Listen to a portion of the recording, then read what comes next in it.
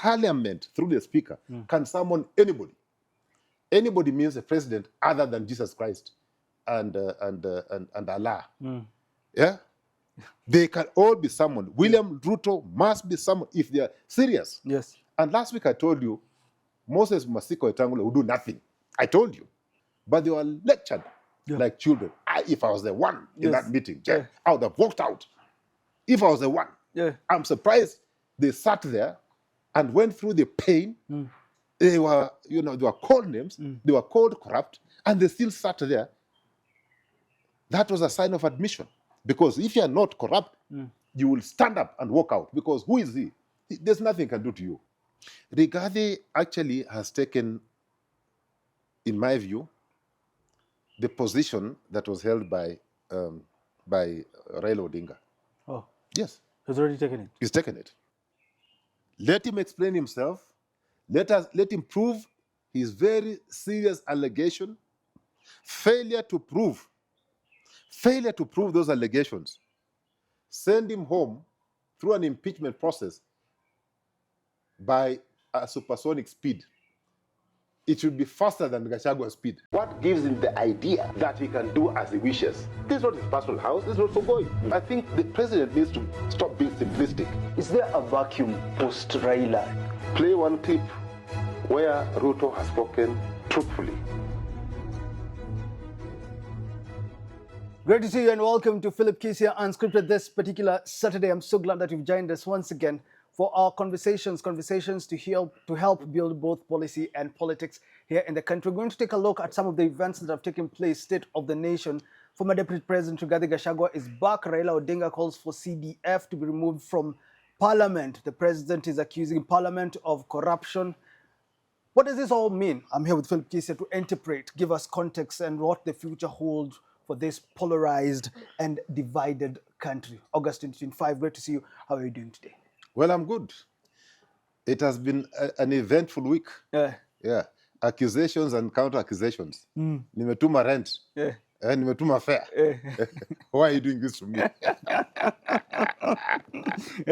Nimetuma rent. Nimekula fare. Fare. Even I've sent you a drink. I sent you a drink. Why are you doing this to me? These are parliamentarians or what? I'm telling you. You have your scarf on. It's been a cold week. It is.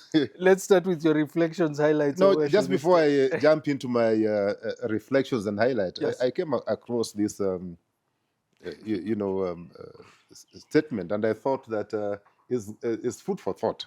Okay, it's basically a definition, and I'm sure you know because you studied journalism, and you studied also many other things. But there was somebody who was trying to describe what kakistocracy and kleptocracy is. But in summary, they are both forms of corrupt, destructive forms of government. Corrupt and destructive forms of government. Okay? But then we look at kaki, which comes from a Greek word. It's actually worst. Kaki is worst. And is there anything worse than worst? Is worst. Yeah.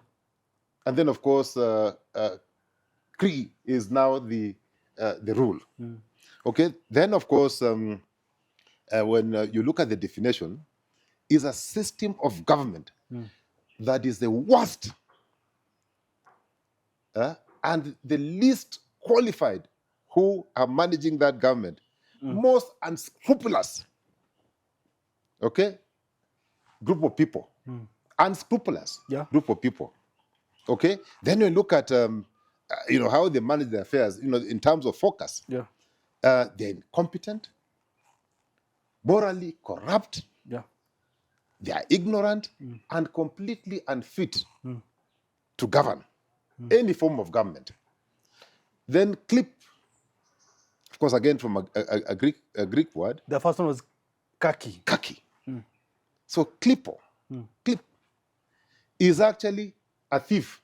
Is theft. Okay, and a form of ruling. Yeah. All right.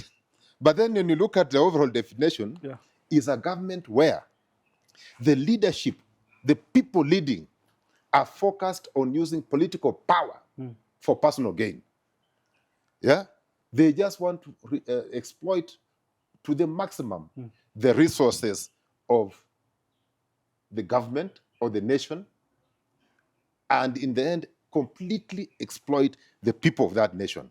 Now that one is kleptocracy. Okay? Then in terms of focus and how they manage, of course, systemic theft, like Adani, you get, e-citizen, theft, just outright stealing, looting of public resource. Now, when I sat down and, just thinking through, and I was saying that this describes the Kenya Kwanza government. They are actually both put together, very dangerous. And therefore, when you have this form of government, the citizens are likely to suffer immensely. So what is the solution, Jed? And I heard my president and my good friend, William Samoei Ruto, make reference to Singapore. Yeah? I know we've heard of Singapore. You may not have been there. I had an opportunity to go to the National University of Singapore, and I know how things work in Singapore. Things clockwise. But Lee Kuan Yew, unlike my friend William, believed in the MPH philosophy or principle. Okay? Meritocracy. That everything that is done, any appointment that is made, is based purely on merit. What type of leadership is pragmatic, results driven, results that are measurable, things that are, there's a clear plan. You know what results are supposed to be delivered within a certain framework. So the leadership is very pragmatic. It's roadside statements like we see in our case. You stop by the roadside and start issuing some statements that you're going to give free pantos, and things like that.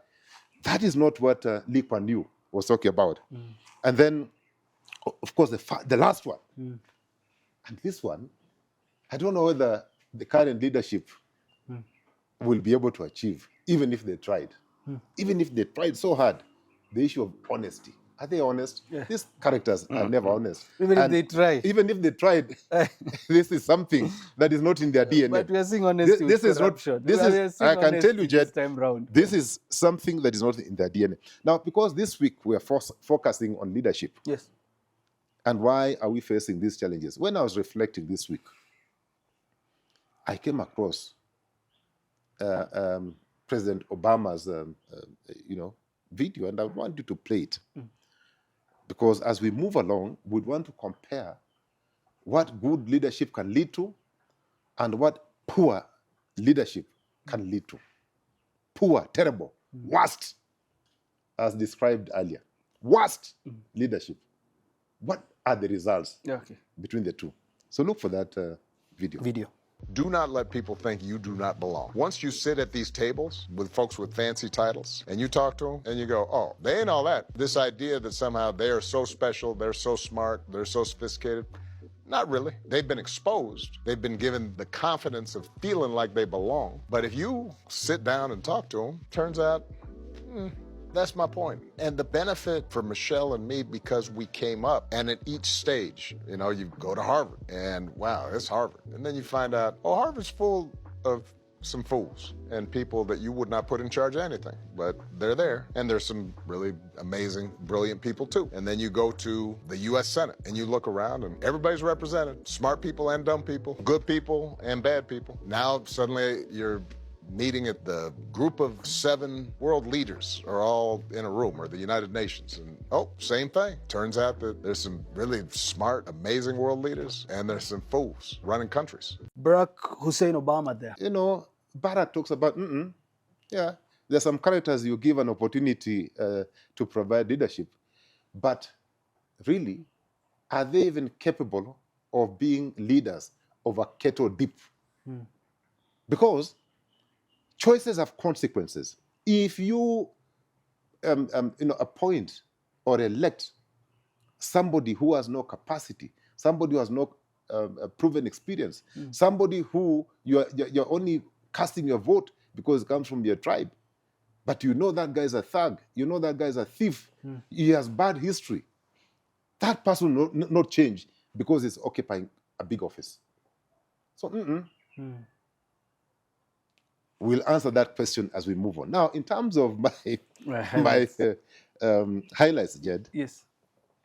And this week, many things have happened. Yeah. And, just to understand how this week has been, I want us to, look at these two videos. Because there's been a week of accusation and counter-accusation. Yes. You accuse me, I respond. Okay? So there's this video where His Excellency the President is talking very tough about corruption. And the second video, my good friend, Honorable Karori Omondi, responded basically to the President. And he was asking the President, table the evidence. Put it on the table. Do you, for example, know, do you, for example, know that a few members of your committee collected 10 million shillings so that you could pass that law on anti-money laundering? Did you get the money? No. And they are collecting money in the name of Parliament. And some of the time, or most of the time, that money never gets to Parliament, it gets to a few people. I take great exception as the statements made by His Excellency the President, now 3 times, attacking the character of everyone in this House, including yourself. We must now take the position of NATO. Mass character assassination we shall not accept. If somebody is guilty, let them be charged on their own. But an attack such as the one that he's made it twice, 3 times. First at the Stock Exchange, a devolution conference in Homa Bay, and yesterday at our PG. It is so unfortunate that a statement condemning all of us as corrupt extortionists, yet some of us have held the sharp end of the knife to support him, is something that we cannot accept. When I was growing up in Eastlands, many years ago, in the 60s, 70s, and even 80s, when a thief was caught and he slid off and he took off, he would run very fast. He would run fast. So when you're pointing at him as the thief, he would point at the other guy as a thief. So, mwizi huyo, and you guys are chasing after the thief. Yeah. And the thief would point at the other thief, somebody else who is in front of him. Say, mwizi huyo. So you'll never get this thief.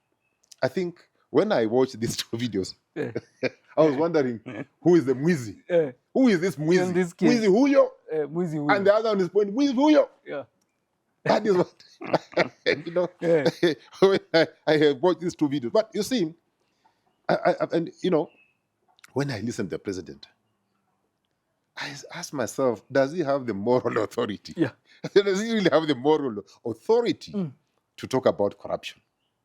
Because a president who started as a chicken seller, a president who some years back was holding the only thing he owned was a Bible. A president who came from a very, very humble background can in 2 decades have accumulated wealth to even just build a church for free using his own personal money, 1.2 billion. Somebody coming from a very humble background, like the president has, that includes myself, giving Harambee Stars, and I'm not condemning him for gifting Harambee Stars. He should do it. In fact, he should do it for all sports because he has the money. Let him do it for all the sports, volleyball, athletics, everything, golf, everything. He must gift our sports, men and women. He must gift because he has started well. Yes. But my question is, where would a president, we know his salary, we know the business he's done, selling chicken, where would he get 600 million shillings to gift Harambee Stars? Where would he get all this money to distribute like peanuts through the so-called empowerment programs. Then I remembered, Jed, it is the same government that bribed people, because the MPs have said that to pass this finance bill, we were seen. Okay? You remember the infamous finance bill of 2023, the one that caused deaths of our children. Then there is also admission from the Senate, from members of Parliament, saying, you know what? To send Rigathi home, we were seen. We were given some brown envelopes. Now, all this money must be coming from somebody. Now, when you then listen to Karori's response, and I can see where Karori is coming from. And Karori Omondi, I know him, and I must, confess, he's my friend, and I know that he's a man of honor. But then when you hear him lament and wonder why the president would talk about serious matters in forums that should not, accommodate such talk. You are the stock exchange. These are not politicians. These are people in private sector, business people, international business people, serious people. And you start talking about your government and members of parliament being corrupt. Then you are in a devolution conference. You're supposed to be addressing devolution matters. Then you slide into corruption. So it looks like the president had actually decided that I am going to divert attention by talking about, to be seen as fighting about corruption. Then, of course, it ended up in the joint PG, where members of parliament and senators and the other characters who attended the meeting, they thought they were going to discuss serious matters, maybe the 10-point agenda, but they were lectured like children. If I was the one in that meeting, I would have walked out. If I was the one. I'm surprised they sat there and went through the pain. They were, they were called names, they were called corrupt, and they still sat there. That was a sign of admission. Because if you are not corrupt, you will stand up and walk out. Because who is he? There's nothing he can do to you. Okay? After all, he has been elected, and you've been elected. So, and I agree with Karodi, this form of mass character assassination should be stopped. Because those people have friends, have family, they have children, they have wife or wives. And when you call them corrupt in public space, where all the media is, and you're saying these people are extremely corrupt, how do you want us to treat them when they come out here? So I can tell you, I have so many friends in parliament and in Senate. I'm now seeing them as very corrupt because the person accusing them is a person who consumes intelligence at a very high level. Serious intelligence from National Intelligence Services of Kenya. And we are known, unless now we are being told that these places, DCI and NIS are being led by people who are mediocre. Because you know that the president is not like Lee Kuan Yew. He doesn't believe in MPH. He doesn't believe in meritocracy. Yes. He believes in, in competence. So, well, I understand the frustration of members of parliament. And where I also appreciate the fact that the president may not become with clean hands, because he may not be as clean as he would want us to imagine. But the thing is, if the MPs are genuinely concerned, they are genuinely aggrieved that this serious allegation of corruption coming from the highest office in the land, because after William Ruto, where else? You can appeal only to Jesus Christ. Yes. After William Ruto. The appeal is to Jesus Christ. Of course, other than the Supreme Court. But the point being, if these people are so, serious about this matter, because the allegations are extremely serious, okay? Coming from this man who consumes intelligence, when it's raw intelligence, okay? They should summon the man using the privileges they have in parliament. Because under rule number 191, parliament, through the speaker, can summon anybody. Anybody means a president other than Jesus Christ and Allah. Yeah? They can all be summoned. William Ruto must be summoned if they are serious And last week I told you, Moses Masiko Etangula will do nothing. I told you. Yeah, you saw. Yeah. He did nothing about it. He's going to do nothing about it. But if they are serious, using rule number 191, summon William Ruto to come and explain, to come and provide evidence, to come and prove his statement. If he doesn't, using the same articles, I think it is Article 144 and 145, I think, of our Constitution, they should actually impeach the president at supersonic speed. It should be faster than the one they applied on Gashagua. Only then shall we want to believe that they are serious. Otherwise, as we stand now, they are all condemned, they are corrupt. As we sit here, all of them, they are corrupt.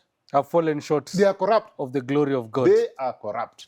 State of the Nation is our conversation today with Philip Kisii. We're looking at the events of this week. Of course, Kisii's talked about Parliament. We're going to talk about the High Court suspending the multi-agency that was created by William Ruto to fight corruption and look into corruption in Parliament. Of course, the multi-agency was going to be led from the executive, and there's a question and a petition that questions the legitimacy of this office because there is the EACC. Also going to talk about Rigathi Gachagua is back. Malala called him king. How was his reception? What does Kisii think about that? We're also going to talk about Raila Odinga saying that CDF should be removed from Parliament. Of course, MPs were enraged with this. Kisii, give us context of what you're thinking with regards to the state of the nation as things are right now. You know, Jed, I think you brought up so many issues. The issue of the president's statement, corruption, the arrival of Rigathi and my party leader about CDF.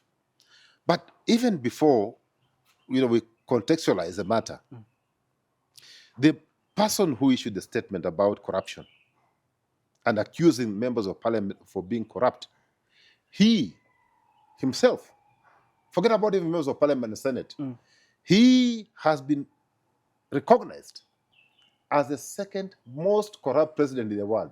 Second, number 2, by OCCRP. And up to now, he has never denied. He has not denied that this is not me, that this is a mistake. So, as it is, we take it that he has accepted that honor of being the second most corrupt person in the world. Dishonor. Dishonor, actually, that he has accepted, that he has admitted. But you see, I think, Jed, the matter that you brought up is weighty. Because when a consumer of intelligence, raw, hot, makes such a statement, there are so many things that we want to ask. And therefore, even before we quickly dive into this matter, look for these 2 videos, play them out. Otiende Amolo, my good friend, my lawyer, again, I must admit, that's why I told you that parliament has a lot of my friends. He's my friend. And of course, it won't take. Just play them in succession. All right. And we were told that we needed to pass it to remove Kenya from the grey list. In compliance, and it was signed off by the leader of majority, we complied, it came here, it passed. Where is our fault? Should we have rejected it? Because if we did, then you can blame us. Mr. Speaker, if that passage of the act and the amendment was procured by any corruption, then that corruption can only come from the executive office of the president. Because they are the ones who wanted it to pass. And if that is so, then 3 things follow. 1, that either the president or someone in his office knows who gave the bribe. 2, the president or someone in his office knows who received that bribe. And 3, they know why it was given, because obviously it could not have been for passage. Mr. Speaker, that under Standing Order 191, where we have our Powers and Privileges Committee, the Powers and Privileges Committee, 191(1)(a), is allowed to summon any person to appear before it for the purposes of giving evidence or providing information. This house has been called the house of extortion. This house has been called a corrupt house. This house has been alleged to have received some 10 million. My suggestion, Mr. Speaker, authorize the Powers and Privileges Committee to summon the president, or if not the president, then the head of public service and the secretary to the cabinet to come and tell us about these allegations, because we don't know how to protect ourselves out there. I so submit, Mr. Speaker. You see, it's not enough to simply drop this kind of allegation in passing, without names and without consequences. That is not leadership. It is political theater. It is saying just enough to sound bold, but not enough to change anything. Mr. President, you've already broken the silence. Now, break the cycle. Show us that the fight against corruption is more than a headline. Prove that integrity can still mean something in public office. Because in the end, history will not remember the speeches we made about corruption. It will remember whether we were brave enough to name it and bold enough to end it. My lawyer, Otiende, says that this bill was brought by the executive. It was their baby. It was actually presented to Parliament by the leader of majority. This is Shungo, young man. Okay? It was supposed to assist the government of Kenya get removed from the grey listing. Okay? So it was in order. It was a good bill. For once, they brought a good bill. For once. But we didn't know that there were other undertones. That there are some people who were uncomfortable about this particular bill. Yet it was their own bill, anti-money laundering. It was their own. But I suspect that they were uncomfortable. You bring it, probably to deceive the international community that you are dealing with this dragon called corruption, but the underlying factors, you are uncomfortable. So I think the move of the motion should have explained to his colleagues that rejected this thing.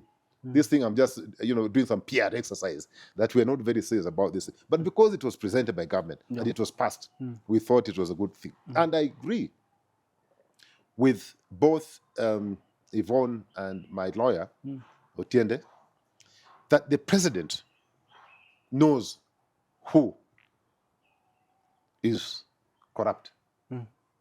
That the president knows where the bribe was given, where. That the president knows for whom it was done. For whom. Remember, it was a government bill. So for whom? It must be government. That the president also knows why it was done. Because it was a government bill. The president must be also knowing when it was given, when this transaction took place, and who was in charge of this entire arrangement. And therefore, the president must save us from crap. He must save us. Yvonne calls it political theatrics. Theatrics, but crap. It is crap. The president needs to save Kenyans from crap and BS. Otherwise, we shall make an assumption that he's either complacent or he's a passive participator. Two things.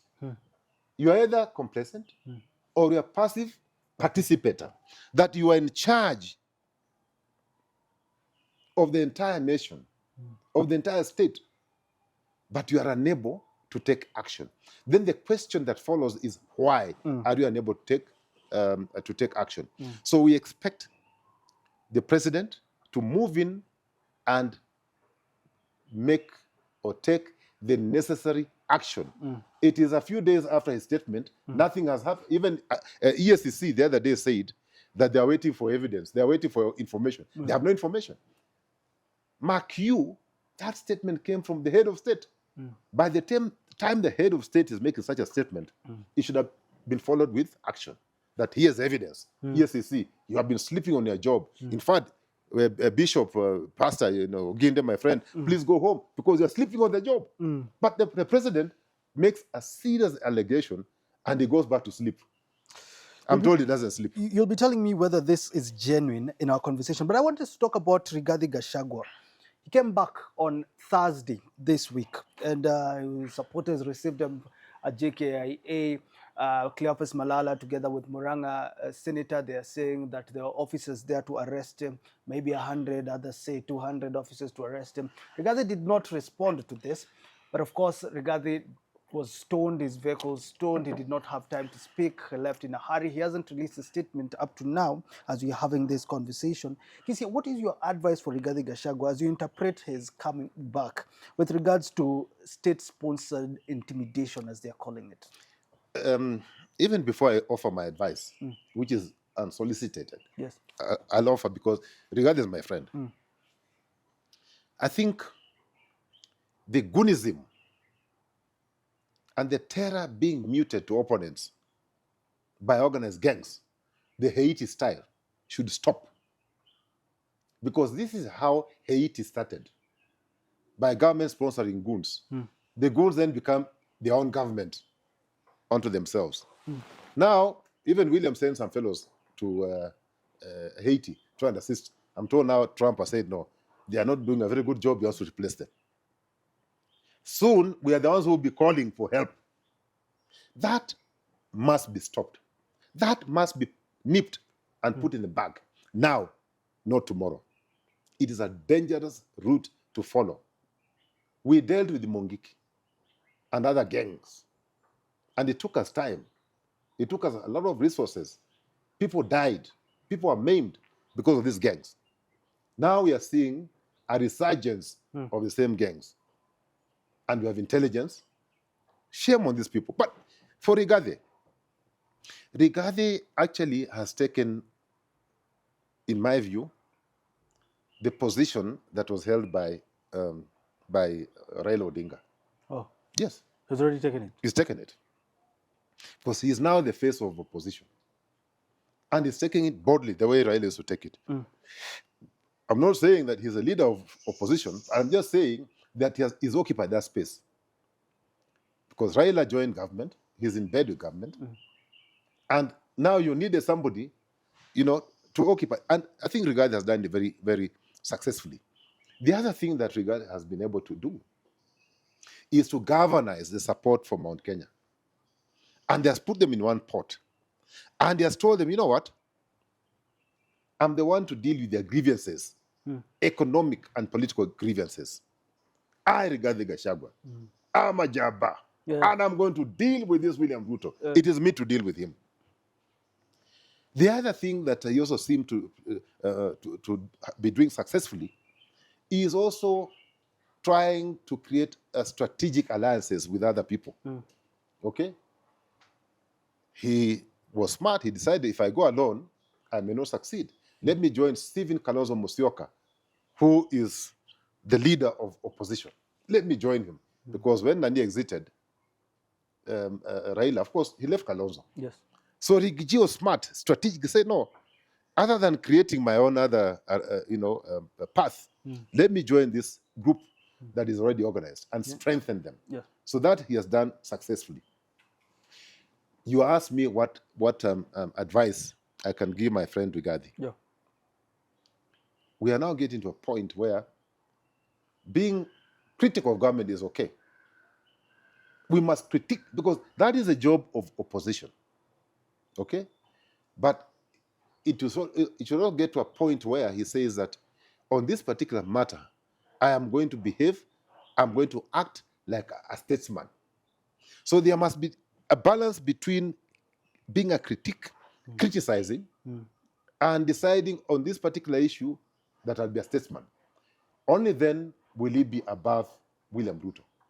Otherwise, if he just remains combative, people don't see the difference between him and William. Is this why Kalonzo Musyoka is very attractive? And even government itself want him on their side? No, government does not want Kalonzo because Kalonzo is a good candidate.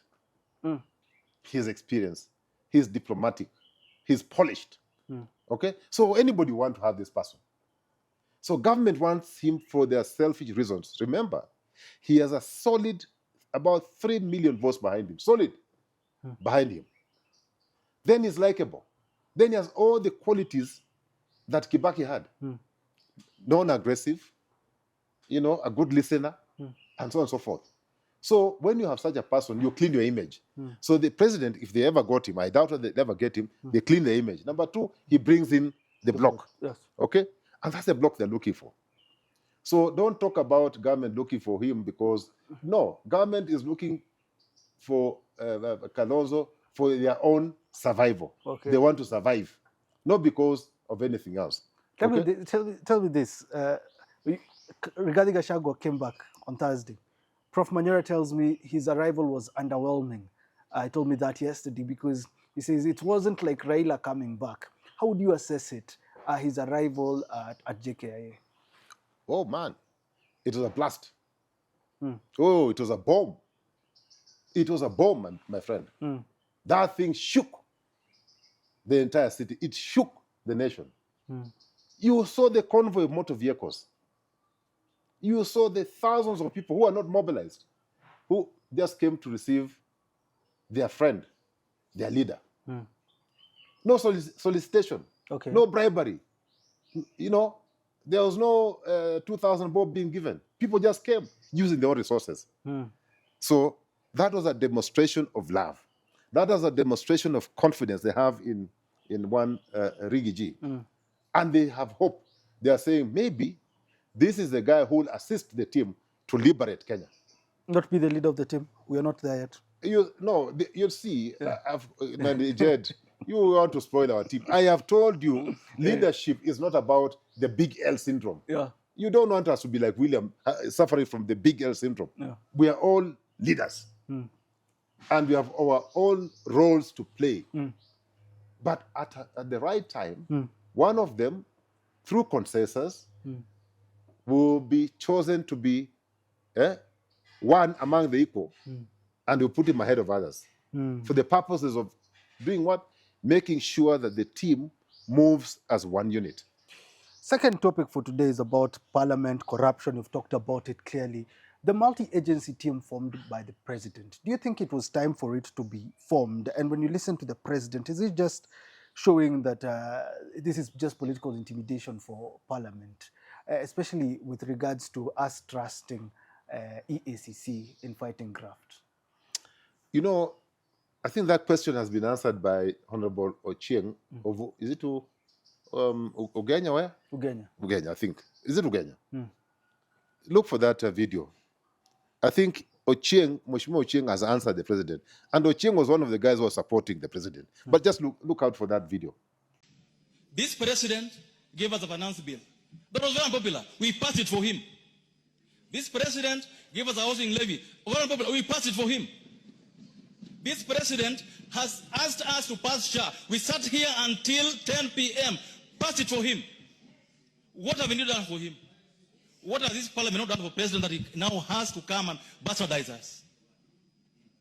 What? Let him do his job. And why he's also involved in corruption, we'll follow him. You can't come and name everyone else be corrupt as if yourself you're very clean. I'm surprised that this Ochieng, who has been a supporter, an ardent supporter of William Ruto, is now crying like a baby. Why is he crying? He was one of the guys who was supporting William Ruto, even before my party leader joined the blood-based government. But what shocks me, and I'm surprised you are not shocked, he's also admitting some level of corruption. He's saying that, you know, the job of a legislature or an MP is to legislate, to oversight, to budget, and to represent. 4. But now, Ochieng is telling us a bill was brought to Parliament for SHA. They passed it for William Ruto, not for the people of Kenya. Another bill, finance bill, was brought by William Ruto and his government. They passed it for him, not for Kenya. Another bill, the infamous housing levy, was brought by this government to Parliament. They again passed it, not for Kenyans, but for William Ruto.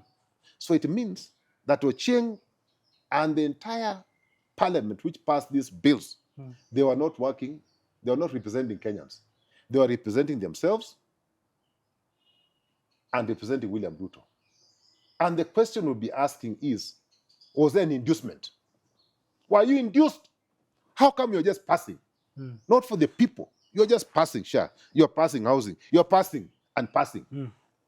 You know, then I remember, Jed, this is like a young man like you. Yeah. You have sent fire to a girl. You are bought, you know, using a small salary. I'm not saying yours is small, but you're using your salary. Yes. You have bought her shoes, expensive shoes that you don't even have. That you have struggled, you've taken even a cooperative loan. Yes. You have bought her Vits. You've done everything for this girl. And she comes and stabs you in the back. You're asking, you're wondering, what have I not done for this girl to deserve all this? He's asking why the bastardization? Yes, why? Why am I being bastardized? Why? That is what happens when you operate out of principle, when you operate out of ideology. Yeah? And Ruto's statement may be true. From the statement Ochieng has issued, he's now wondering, he's like, you know, a jilted lover. He's jilted. That I've done so much, I've done so much, I've done so much. Now, I've been thrown under the bus. But that is what happens. What do you think Ruto hopes to achieve with this? Let me tell you, Ruto will achieve nothing. Because on one side, he has lost allies, the members of parliament. On the other side, already he's lost the citizens. Those have disappeared a long time ago. So I don't know what he intends to, you know, I think his intention was that, you know, because I was going for these international trips, that I must be seen by, you know, by World Bank, IMF, and those international bodies to be fighting corruption and maybe clear my government's bad name, and it is known for nothing good. It is known for all the bad things. But what is most important, Jed? Yes. I said earlier, spares the crap. Name the people, because those people must be having names. Get them arrested, because if you don't do this, as Kenyans, we'll make one assumption or two. One, that you have no commitment, as we've known, to fight corruption. When you look at number two, that your intention is to intimidate members of parliament so that they can toe the line and make sure that they sing your tune all the time, every time. Now you look at this multi-agency team on the war against corruption. High Court has suspended it. There's a petition saying there's duplication of roles between EACC and this multi-agency team. Is this executive overreach? Because it's being led from the executive. And how would you comment mistrust in EACC? That is what has led to this multi-agency. Could that be so too? Jed, first of all, you are also accused of corruption. How can you use the back door to sanitize yourself?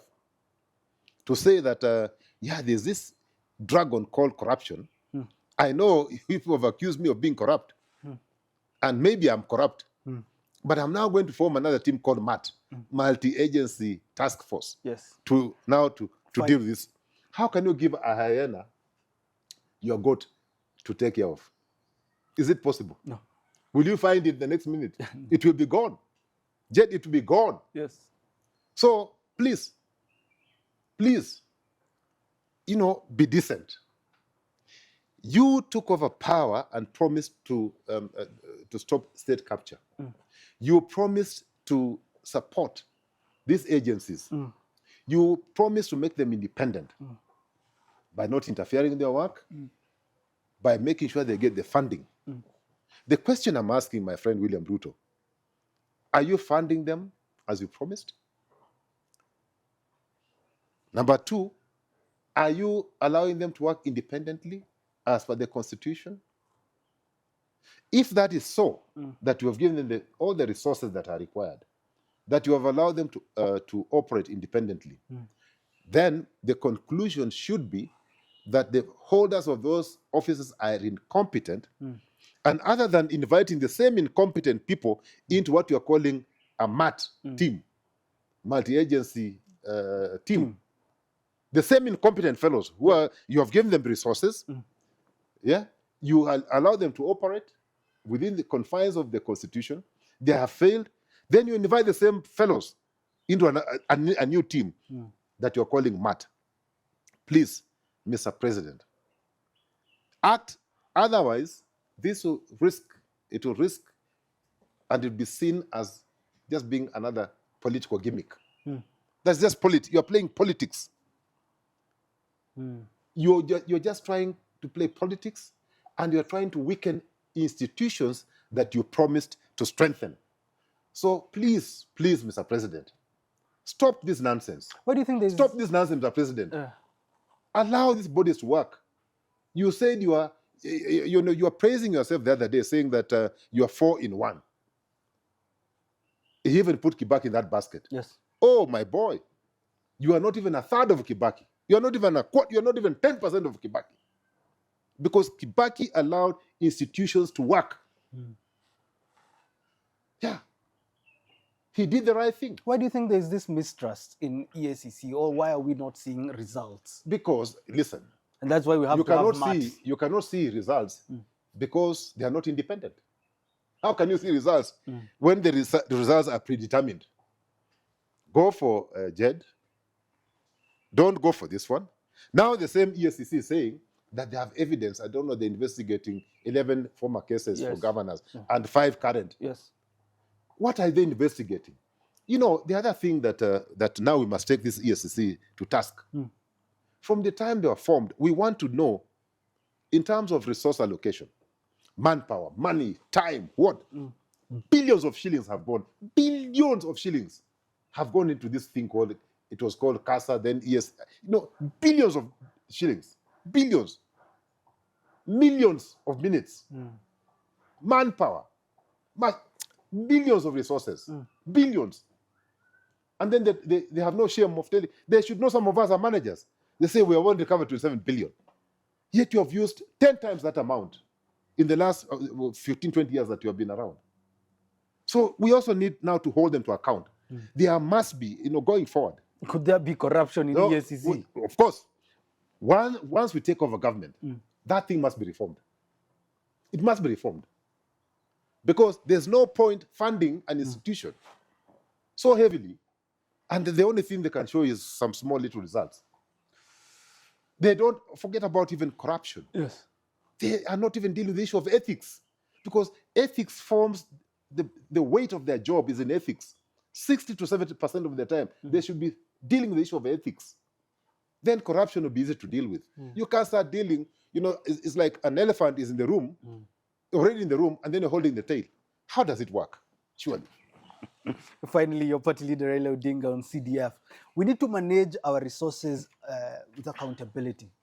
And it was devolution at 12. Raila is speaking to MPs. MPs don't want to hear nothing from him. What is your thinking about CDF? Of course, Raila is right. The Constitution does not envisage funds in constituencies. What is your thinking about it for better service delivery for Mwananchi? You see, I think I look at it from 2 perspectives. The first one is that when you look at our current architecture, maybe it makes sense. Maybe, for now. Because I can tell you there are some MPs who have done wonders with CDF. Wonders. That the bursaries are working. That they have built beautiful classrooms. That they are even doing police stations and so on and so forth. So there are some MPs who have really shown value for money. There are few, but there's value for money. There are a number of them have just stolen the money. And you can see, when the news, be it Citizen, be it Nation, you can see. You can see there are some schools in deplorable condition, very poor condition. They are not even schools. Children learning under trees, and yet an MP every year receives 100 million. So for the time being, as a stopgap measure, I think probably is necessary. But I think going forward, all these funds should be centralized. We should not have, women fund, this bursary, women bursary, the president bursary, this bursary, this. These funds should be put in one kitty and be distributed fairly through the devolved system of government. The government has got its own functions to manage and deal with. Let them allocate themselves the funds for those functions. But the functions which have been devolved, for heaven's sake, fund the devolved units, let them implement, and let's hold the devolved units to account. But having these small things here and there, in fact, it is expensive because those accounts must be audited. Though it is costly and it's stupid. But for the time being, because the architecture right now, if you look at the leadership, it's incompetent. But when we build capacity, when we come in as government, I can tell you for free that these things, we shall deal with them in matters of months. We shall deal with them once and for all. Let me ask you this. Because we shall not be coming in to enrich ourselves. We'll be coming in to serve the people of the Republic of Kenya. Why do you think Ruto was supporting CDF, is supporting CDF, but Raila is not supporting CDF? Why do you think? For survival. You see, you must have something to give the MP. Say, now, you see, I'm supporting your CDF. You know, I'm on your side. Raila is outside. He doesn't really care. Say, no, do the right thing. So, the president wants to survive. Raila maybe wants to pull the carpet below it. Thanks for tuning into that conversation. Philip Kissi says Raila wants to pull the carpet below Ruto, and you know what that means. Thanks for tuning in. Just as always, it is always a pleasure to have you joining us for conversation about policy and politics. Conclusion, final words from you, Kissi. Well, Jed, an eventful week. Let me end by this video. A short pic, my brother-in-law, Jack Ponami, the MP for Bumula, just play it out. Law, and you know better than me, anybody who becomes aware of a crime and keeps quiet of it is an accomplice. As we speak, the Honorable President is an accomplice, Honorable Speaker. Why was he giving the 10 million shillings? We are now going to exercise our teeth. We are now going to bite. And Honorable Speaker, as I speak, there is a censure, I've tabled a censure motion. It is before you, Honorable Speaker, it's coming. We must now take our rightful position as a National Assembly. Bumula MP, you're saying your brother-in-law? Yes, it's my brother-in-law. We're concluding with his speech. And what do you mean? I'm just being biased. You see, and I like Jack because he's very forthright and very forceful. And he fights for the people, his people. And he has ably quoted chapter 8, 9, and 10 of the Constitution that, you know, manages all these things that you talk about. Parliament is self-regulating and so on and so forth. He has also mentioned that Parliament has done a good job. They have dealt with this thing, e-citizen, and they have found some many gray areas, and they have found that billions of shillings are going into people's pocket. They also dealt with this shisha thing. They were not very successful. They also impeached Linturi. They also, you know, they have done a lot. Passed bills, yeah. They have done a lot. But now there's an elephant in the room. Now that he has spoken the way he has spoken, now that he has spoken the way he has spoken, now that you have spoken, Jack, yes, I'm addressing you, Jack. I'm addressing my colleagues, Karori, and the rest of you. You're my friends. Use the powers that you have. I think it's, you know, use the powers that you have, 144 and 145, okay, to summon President William Ruto. Let him explain himself. Let him prove his very serious allegation. Failure to prove those allegations. Send him home through an impeachment process by a supersonic speed. It should be faster than Gashagua's speed. Can they impeach him though? Why not? Do they have the guts? Why not? If we had a few people like my Mokwastis and the rest, this man would be home. In fact, Gashagua was 14 days. They can send him in 7.